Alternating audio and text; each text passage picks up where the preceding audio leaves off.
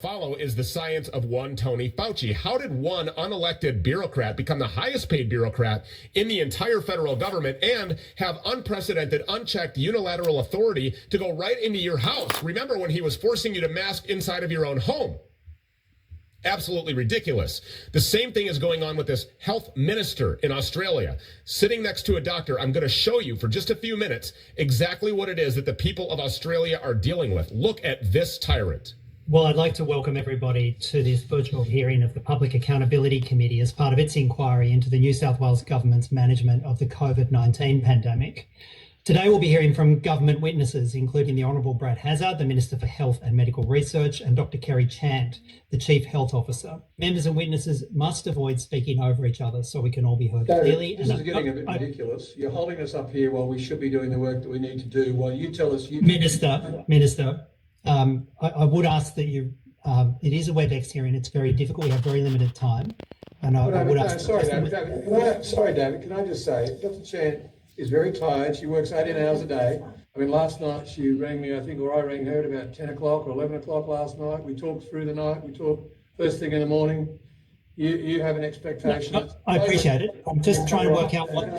Excuse me, Dr Chant. It reminds you that we have volunteered to come here. We don't acknowledge that you have the capacity to have us here. We've come here to try and assist and to give you the information you need. So, thank you, Minister. I think the context is useful. The first speaker said this wasn't in Minister, some sort of gotcha moment. All you're trying to do is carry on like... David, we are in the middle of a pandemic. We agreed to come for 1 hour and you're just asking questions which are just aimed at just having a go.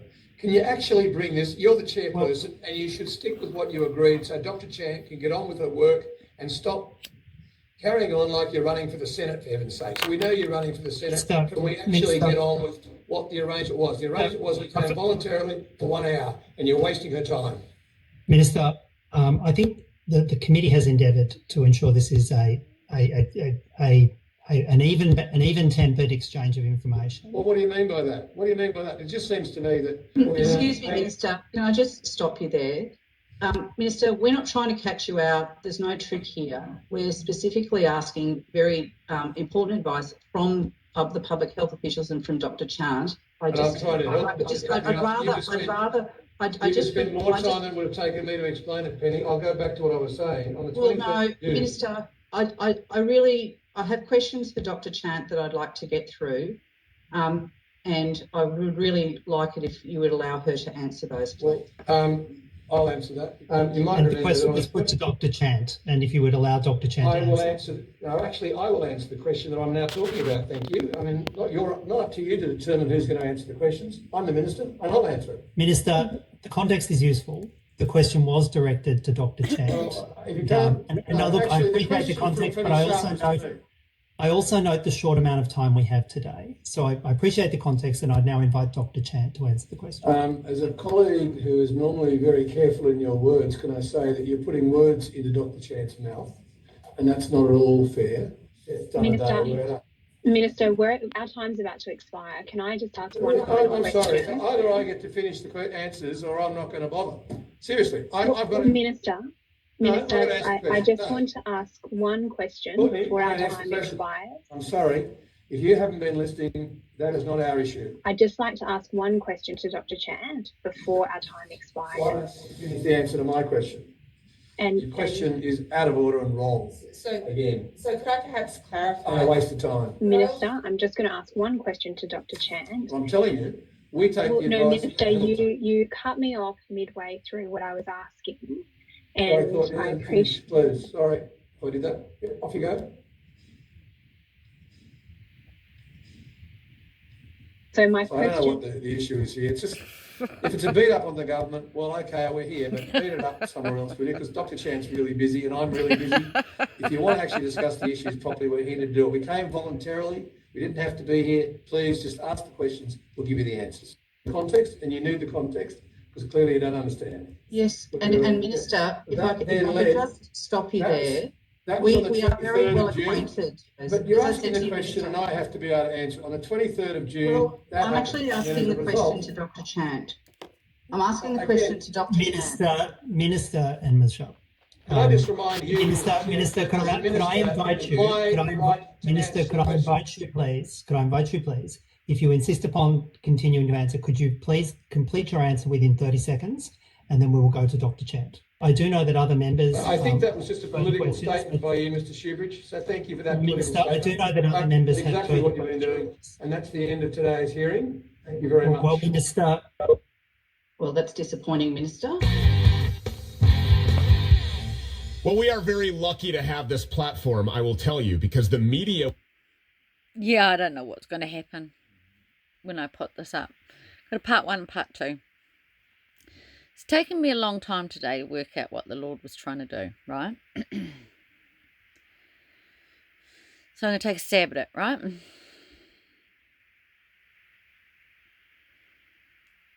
So I woke up this morning with pictures.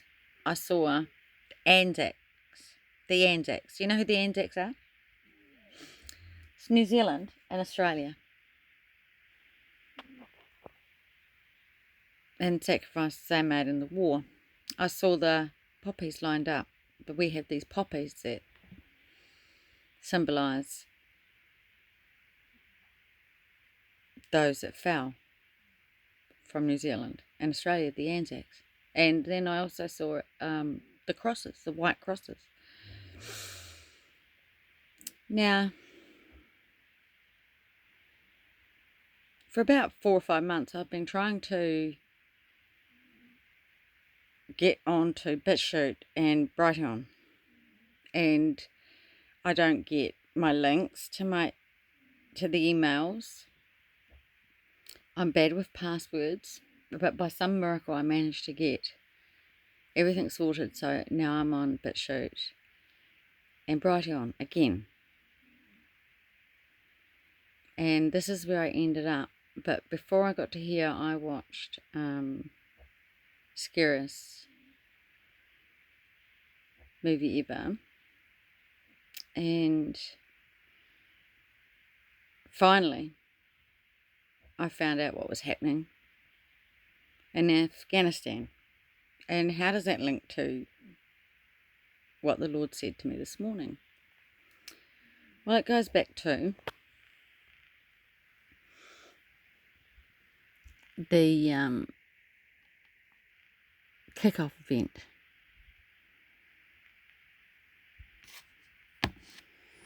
The kick-off event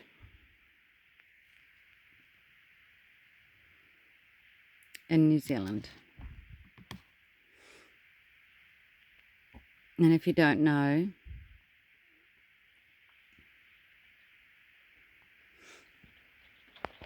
the kick-off event was the Al-Noor Mosque event.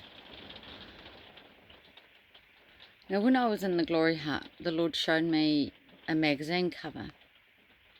I'm not political, but it had this lady on there, and she's called the Mother of the Nation with her big belly. So I posted this. Now, there's been some comments, and this is BitChute. Now, Scariest Movie Ever had said, and I now understand what he's saying, that he didn't like this platform, yet there's some great videos. And the commenters are disgusting. You know, that they're all just really disgusting. I know where they're coming from, but they're using the worst language. And how can you link something like this to a person who needs waking up when people behave the way they do on that platform? That's one thing I want to say. But I did listen to the comments, and I don't know anything about the CRACK. But there are some comments that say that that would probably be more likely marijuana in her hand. It doesn't make a difference to me.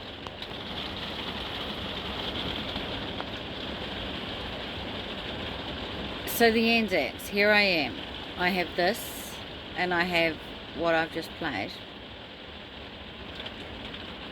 And these two nations are the most draconian.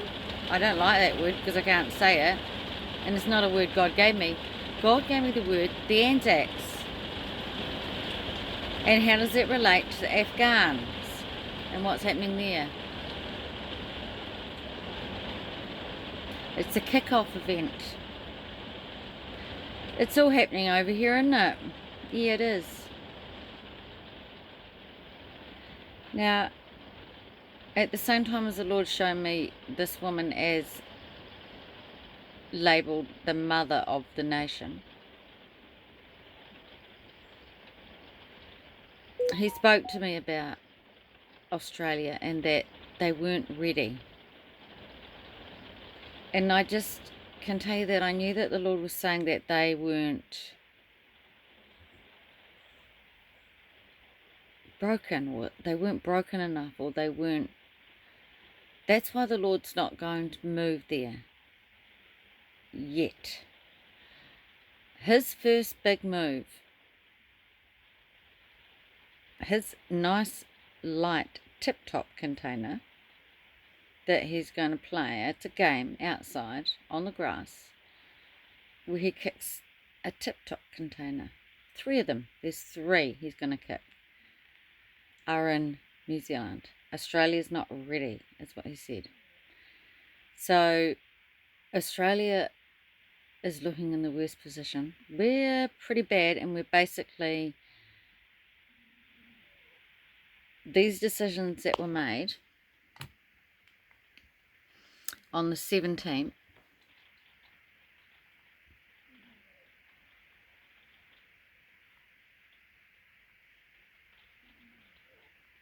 I'm just looking at my pictures. See, I see I got on Brighteon, right? Welcome to Brighteon, that's my night. I hate doing that, passwords.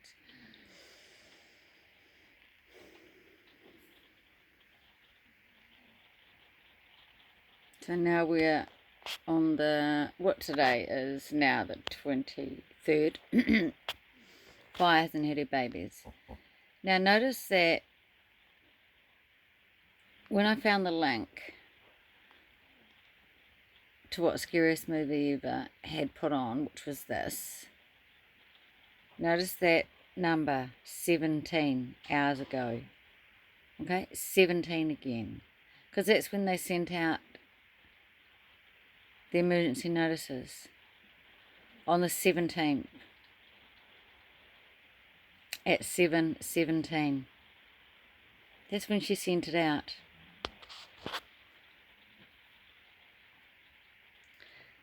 Now the other thing I noticed was this.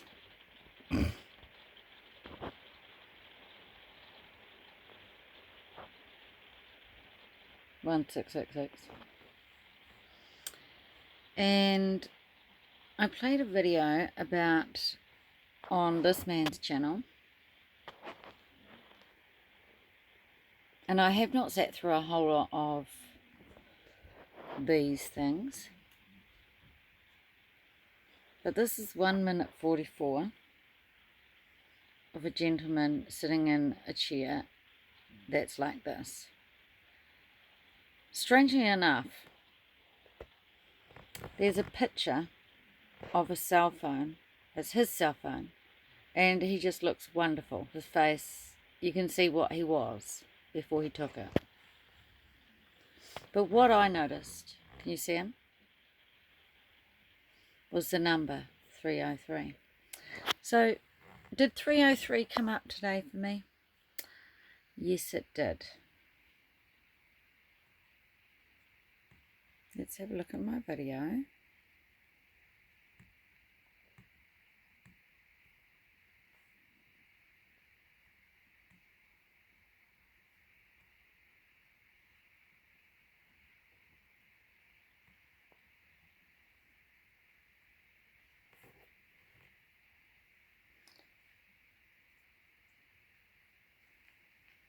Here we go.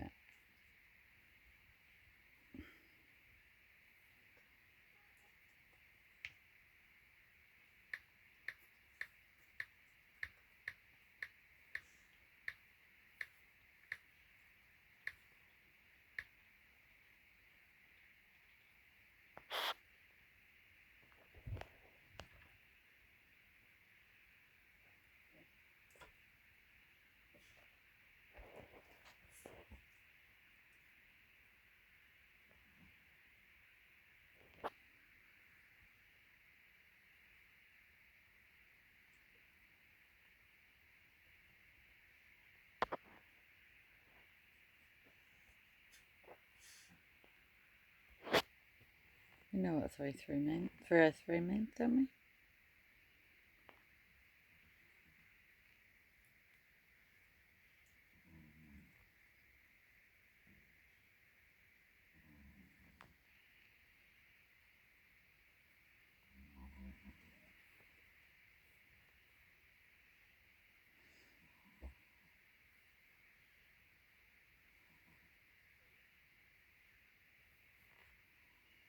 No, I'm quite annoyed with myself. I'm sorry about this.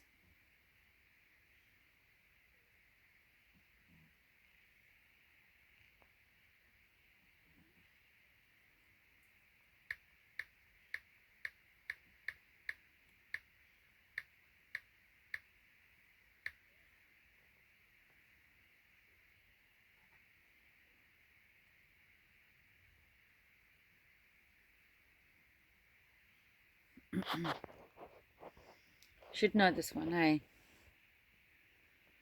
Up. Anna, up. 303. No accidents or mistakes.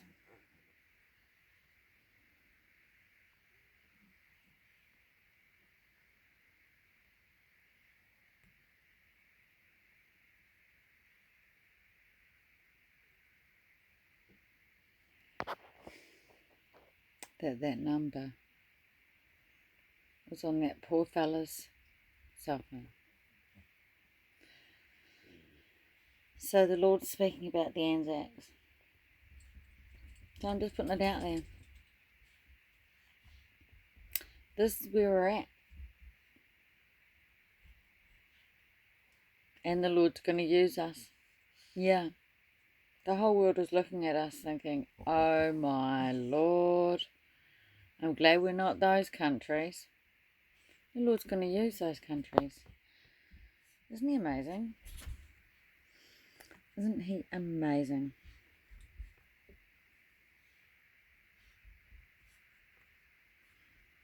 Now, I am so sure that 303 came up earlier on today.